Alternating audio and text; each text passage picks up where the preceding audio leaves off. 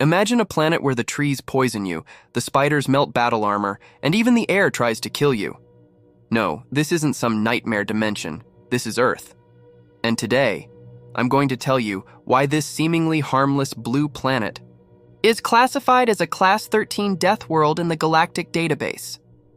By the end of this story, you'll understand why alien civilizations whisper about Earth in terror, and why one arrogant warrior learned this lesson the hard way. For millennia, Earth was cataloged as just another Class 3 habitable world, a primitive backwater where hairless apes had barely achieved spaceflight. The Intergalactic Council dismissed it as harmless until the first contact disaster of 2147.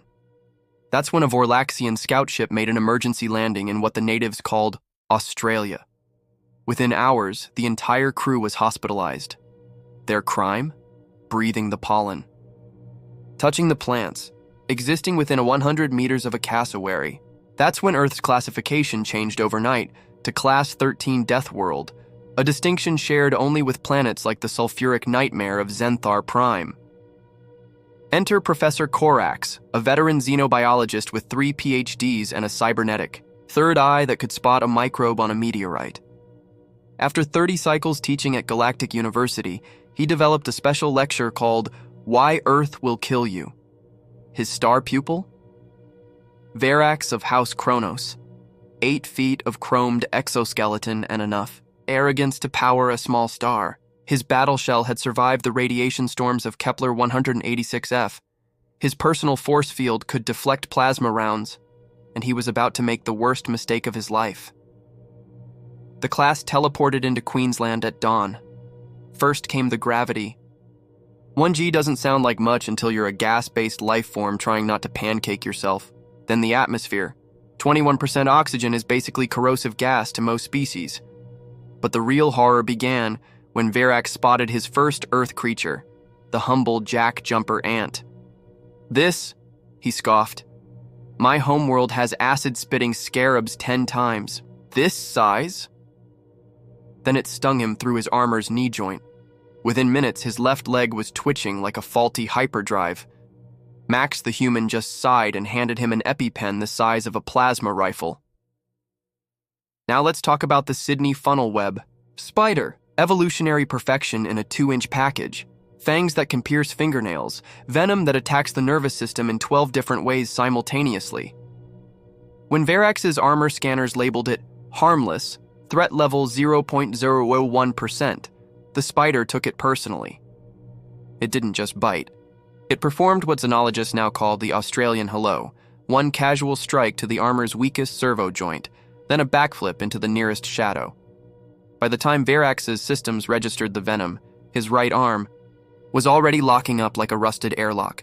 Galactic medics still study Verax's case files.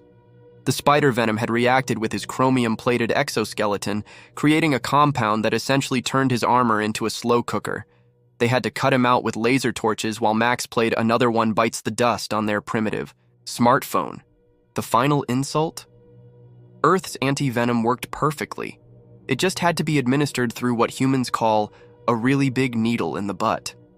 But here's the terrifying truth. None of these aliens understood that Spider was barely a B-list predator on Earth. The box jellyfish's venom stops hearts in 3 minutes. The blue-ringed octopus carries enough tetrodotoxin to kill 26 adult humans. There's a snail so deadly, collectors use tongs to handle its empty shells. And don't get me started on the platypus, a venomous egg-laying mammal that confused alien. Biologists so badly they accused Earth of genetic tampering. As Verax convalesced in the orbital hospital, Max brought him Earth's traditional get-well gifts.